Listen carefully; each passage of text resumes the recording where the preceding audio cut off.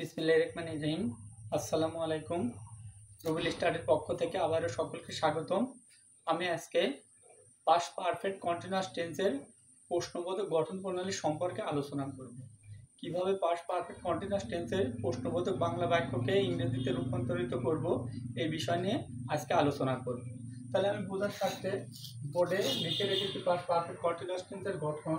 তাহলে past perfect continuous টেন্সের গঠন প্রশ্নবোধক গঠন, had plus subject plus be plus মূল ভার্বের সাথে আইএনজি যোগ প্লাস অবজেক্ট প্লাস প্রশ্নবোধক চিহ্ন।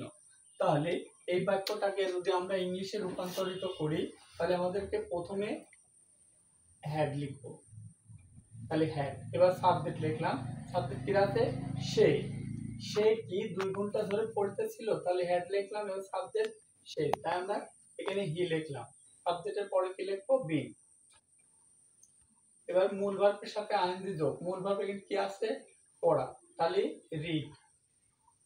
রিডের সাথে কি যোগ করব? ING. Reading the book. Reading the book for 2 hours।